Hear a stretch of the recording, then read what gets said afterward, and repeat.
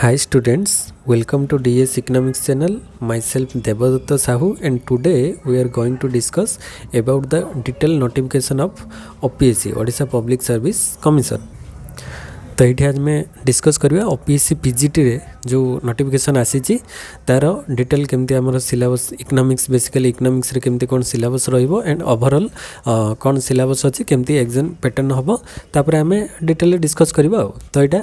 Available हो 31/1/2024 रु 2/3/2024 भितर तो आसूची नोटिफिकेशन तो हो जाइए और डेटा 31 तारिख रु एप्लाई स्टार्ट हो 2 तारिख पर्यंत माने मार्च 2 पर्यंत जनवरी 31 रु मार्च 2 पर्यंत हम तापर तार माने एग्जाम केबे हम तार नोटिफिकेशन नेक्स्ट फेज रे आसी जीवो। तो यहाँ तो समस्ते जानी थे। तो ये आम डिस्कस करवा जो यार वैकेंसी देख सब सब्जेक्ट रे वैकेंसी अच्छे आम इकोनॉमिक्स कथा जदि कहवा इकोनॉमिक्स रे वैकेंसी अच्छी 151 वैकेंसी रोचे डिफरेंट कैटेगोरीज रे। तो 151 टोटल वैकेंसी रोचे। तापर एजुकेशनल क्वालिफिकेशन तो आमर पीजी दरकार पीजी विथ कंप्लीट करथिबे बीडी माने बीएड कंप्लीट होइथिबो विथ पीजी कंप्लीट होइथिबो 50% मार्क थिबो एग्रीगेट रे टोटल ऊपर। तो यहाँ रहिबो। तापर नेक्स्ट होची कोन ना नेक्स्ट आम देखिबा जे एई सब्जेक्ट रे सब रहिबो। तापर एग्जामिनेशन फीस तो छाड़ अछि सबुथिरे। तापर एठी जो एग्जाम पैटर्नटा केमती कोन हबो ना तीनटा पेपर 1 पेपर 2 3 माने सब्जेक्ट वाइज रहिबो। पेपर 1 रे एठी दीटा रहिबो। पेपर 1 ले कोन ना फास्ट पेपर 1 रे जनरल इंग्लिश रहिबो 50 मार्क्स रो आ जनरल नॉलेज रहिबो जीके रहिबो 50 मार्क्स जोटा कि 100 मार्क रो एग्जाम हबो 100टा क्वेश्चन 100टा क्वेश्चन 100 मार्क रो। तो यहाँ 2 घंटा 2 आवर्स एग्जाम हबो। तापर नेक्स्ट हूँ पेपर 2 जोटा कि सब्जेक्ट वाइज रहिबो। तो पेपर 2 रे से भाया दीटा पार्ट रे पार्ट 1 पार्ट 2 माने पेपर 1 और पेपर 2 माने जार द्वारा इकोनॉमिक्स रे दीटा पेपर रहिबो पेपर 1 रहिबो पेपर 2 रहिबो। तो पेपर 1 रे भी से भाया 100टा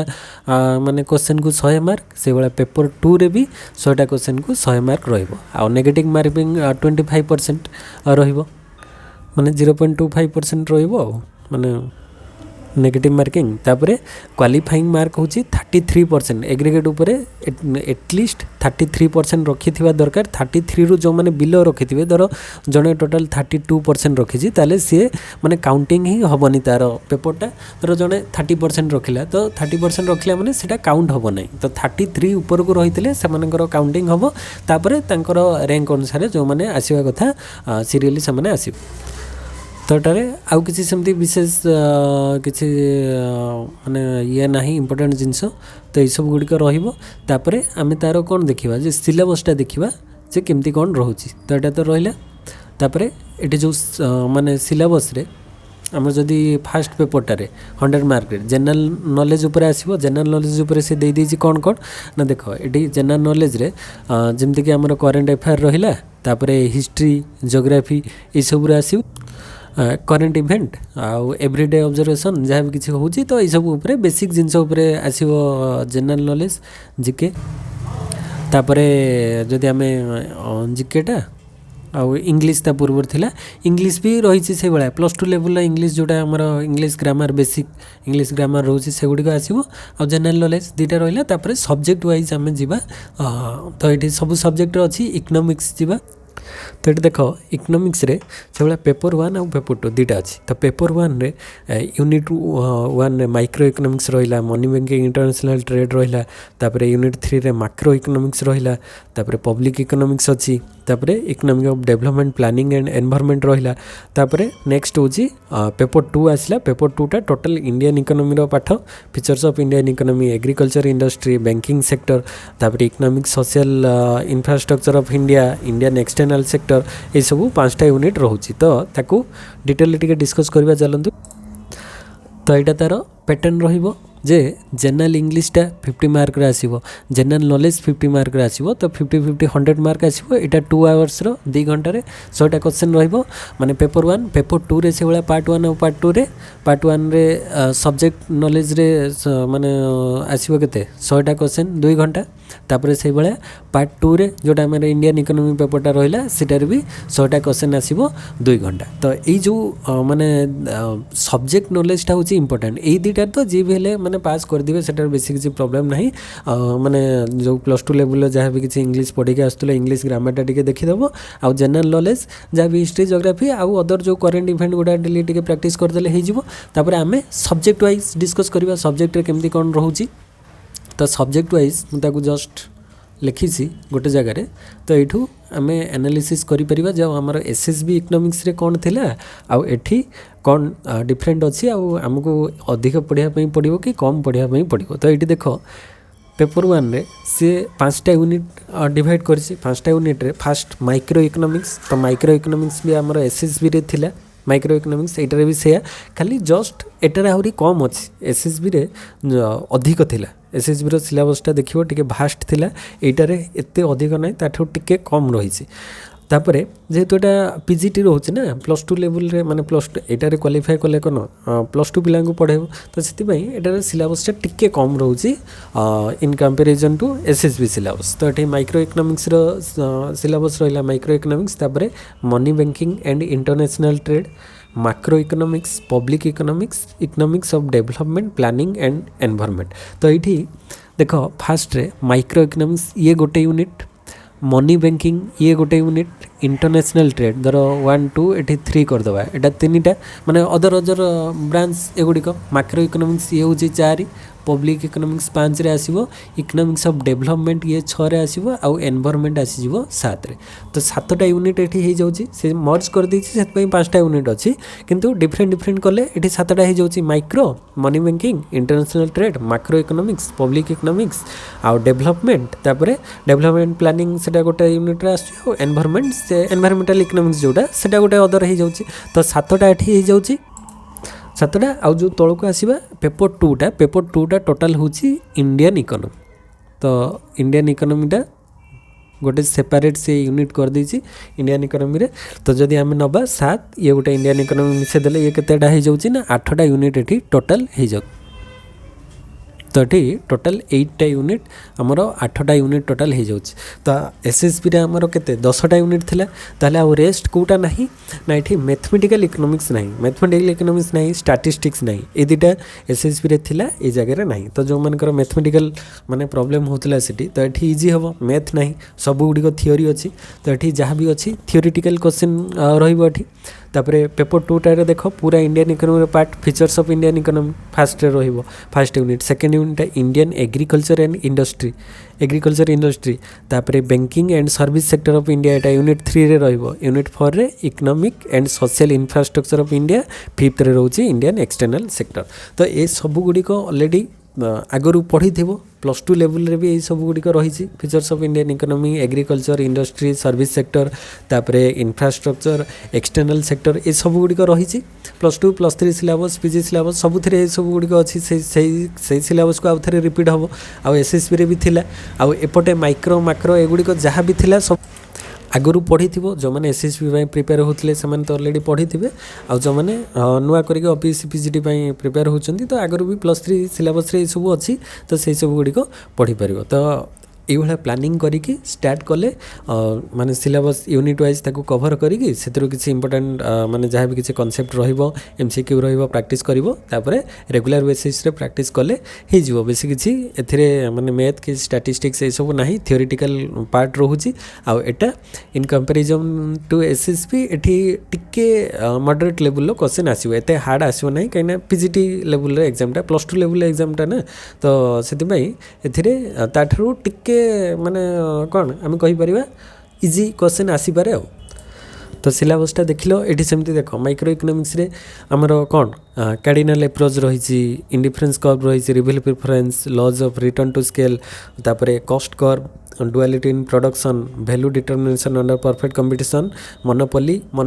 discriminating monopolistic competition market chapter जो प्राइस डिटर्मिनेशन केमती हम आ non collusive oligopoly cartel price leadership profit maximising hypothesis sales maximisation hypothesis full cost pricing तापरे bench limit pricing theory marginal productivity theory Euler's theorem theory of rent wage interest profit तापरे macro theories of distribution general equilibrium model तापर efficiency of general equilibrium parity of welfare optimality new welfare economics social welfare function तो ये सब गुड़िक आम SSB रे भी थिला से सिलेबस रे भी थिला तो आमे से भी जो मैंने प्रिपेयर होते से भी हो पारे एठी जहाँ एक्सट्रा अच्छी गोटे दुटा जहाँ भी किसी कनसेप्ट ताकू अलग माने पढ़ी पारे तो यही टाइप सब डिटेल तो डिस्कस कले आम माने बहुत टाइम टेकिंग रहिबो तो मनी बैंकिंग और इंटरनेशनल ट्रेड भी से टाइप सब जिनस गुड़िक रोचे IMF वर्ल्ड बैंक WTO ये सब गुड़िक थिला आगर भी सब सिलेबस रे जहाँ भी अच्छी सेटा रही मैक्रो इकोनॉमिक्स एटा एम एठी गोटे स्किप हो जाइए मैक्रो इकोनॉमिक्स एटा तो ये मैक्रो इकोनॉमिक्स से भाया जो गुड़िक रेगुलर माने बेसिक जिनस से सब अच्छी national income social accounting AISLM model Keynes model Fleming Schumpeter Samuelson Hicks सब थियोरी गुड़िक ये रही पब्लिक इकोनॉमिक्स भी जहाँ भी किसी जो कनसेप्ट गुड़िक रही से सब माने बेसिक किसी ये डिफिकल्ट कि माने नुआ किसी सेमती ना सब गुड़िक जानी आगु पढ़ी आउ इंडियन इकोनॉमी तो जहाँ रहा से गुड़िक ऑलरेडी माने आगु देखी जहाँ भी थे थे तो पढ़ी से सब जिनस तो से सबको आउ थे रिपीटेडली भलसे प्रैक्टिस कले आराम से यहाँ क्वालिफाई करें तो यहाँ आज गोटे ओवरऑल सिलेबस उपर डिस्कसन हो गला तो बहुत जन माने पिला माने कमेंट करथिले जे OPSC PGT रे क्लास स्टार्ट करिया पई तो से मु आज भाविली गोटे भिडियोसटा